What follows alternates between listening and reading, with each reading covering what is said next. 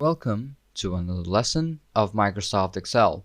In this lesson, we're going to learn about FV and PV, which are the formulas which you can search from here, and what are these FV and PV, okay? So when you go to financial, you might find FV and PV, but if you can't find it, just what you have to do is just type it. And let's see maths, let's see if it's here. It's not here either. Go to more functions, statistics, information. Okay, let's just skip that. And so let's learn what FV and PV is. You can see from right here, FV stands for future value, while PV stands for present value. Okay, so the FV function is a financial function that returns the value or the future value of an investment given periodic constant payments with a constant interest rate, while the PV function returns the present value of an investment. Okay, so as you can see that I have a basic requirements which are needed for the function, which is right here, which is I have rate of interest, number of years, and then periodic installments. Okay, and you can see that we're going to get the results here, which is future value and present value. We're going to use both of the functions individually, and we're going to go through that one by one.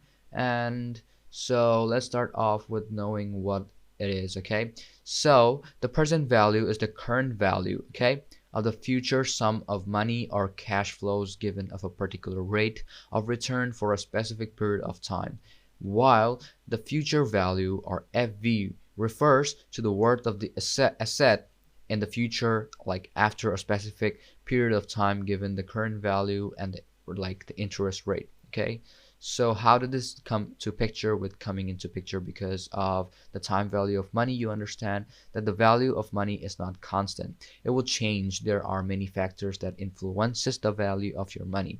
It's the whether you say the inflation rate, the interest rate, or the currency value. Everything determines the going time period, and all of these things determine the value of money. So what money are you holding right now? The same purchasing power of that money would not remain same after a certain period of time. So that is why FV is used. And after say 3 years, or maybe as it's in here 6 years, the value of money might increase or decrease. Before 3 years of or 6 years of time, before 5 years of time, it may be the same because of the fluctuation of the value of money, which is because of the time period. This is how present value comes into picture, and we try to figure out what is the present value if we are going to get a certain amount of money after a certain period of time. What is the value right now? So we will be profitable for us. This is how we know and use the PV function, which comes into picture, and we try to calculate how much benefit we will be getting, because someone says like you are having tens thousands of dollars, and after 1 or 2 years of time and give you 11 to 12,000 and will be okay.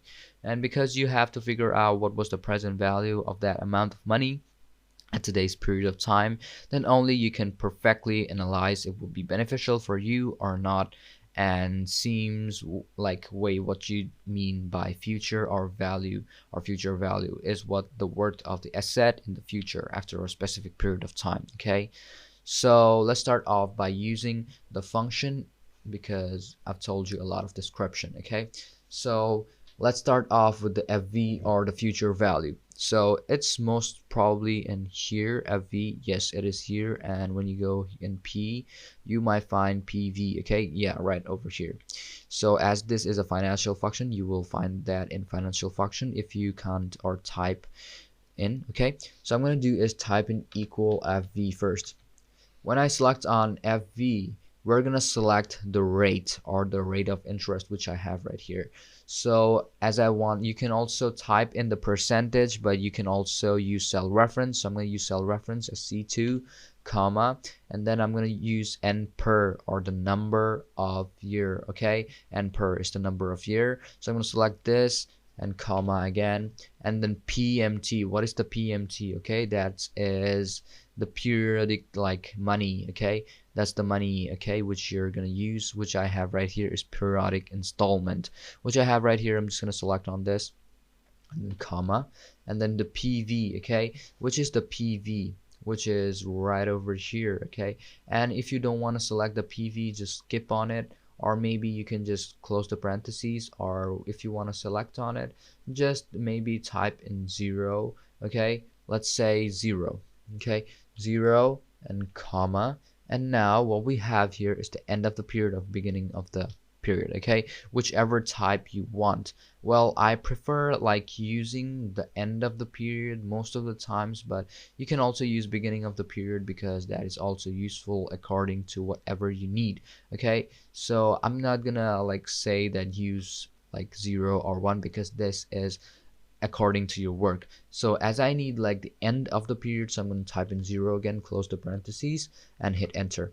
And you can see that according to this, okay, according to this rate, number of year, and periodic installment, in the future I will get this much of money. Okay, in 6 years I will get this much of money, which is $39,719.68. Okay, so this is the future value. Now, so this is gonna like determine like what type of profit you're gonna make or what type of money you're gonna make in the future according to the rate, year, and periodic installment. Now, what we're gonna do is how are we gonna find out the present value? So if you want to find out the present value, we can do the same work as I've told you. So the present value is just the present amount of money which you have, the current value of the future sum of money or cash flows. And you might think that why I have this -4, like why I have the periodic installment in -4,000. So I put it in -4,000 because of the cash inflow and cash outflow. So minus is for cash outflow, okay? So the number of cash outflow you're given, okay? So this is -4,000. So in that amount of year, you're getting this.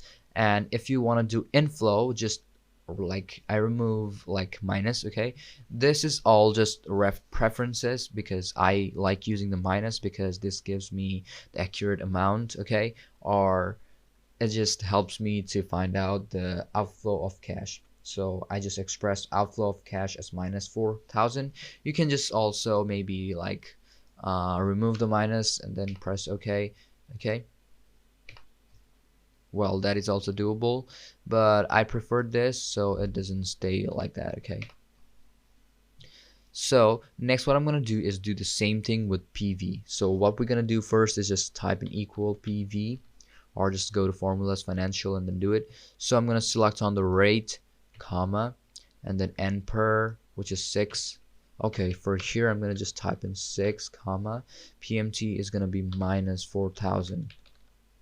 Okay, comma again, and then what I'm going to do is FV, let's say 0, comma 0, or maybe let's start with beginning of the period this time, 1. Close the parentheses, hit enter, and you can see that at the beginning of the month or beginning of it, I'm just gonna get this type of money, or I'm getting this type of money. Okay, so as you can see from here, I have not a cell reference, but instead I just used exact data which I could put right here.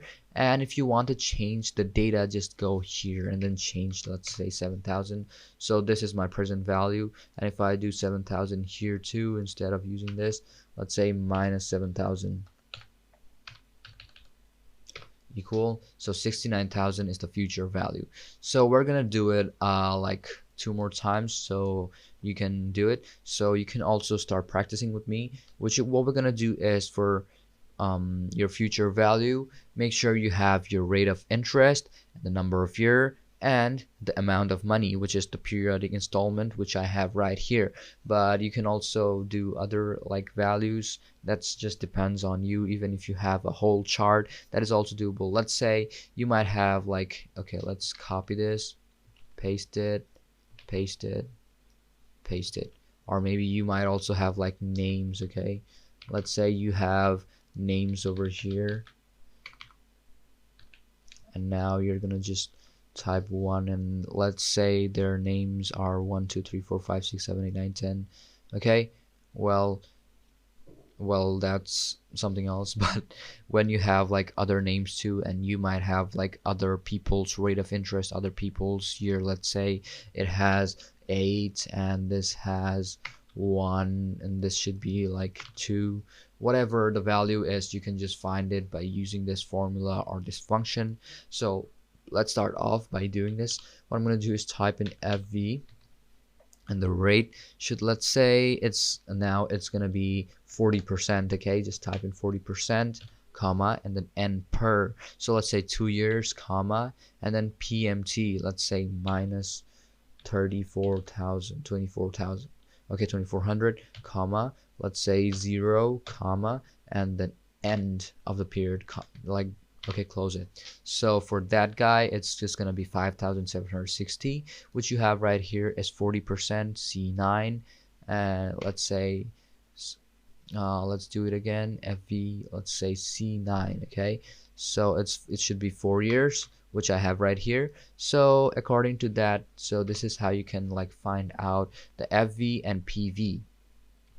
But if you want to see pv again, just type in equal pv, and then just find the rate. Let's say the rate is this one, G7, and per, let's say 6 years, comma, and then pmt. My bad, I didn't select the rate, instead I like put on the value, let's say 20% here, comma, my bad, and then go to pmt. Let's say pmt should be this one, and now I'm gonna do is comma 0, comma 0 again, close the parentheses, enter, and you can see the value is this much. Okay, so this is how you can work with PV and FV in Microsoft Excel, and this is quite simple, so you just need a bit of practice, and when you do it like a couple of times, you will just get used to it. Okay, hope you understood everything, and thank you for watching this video.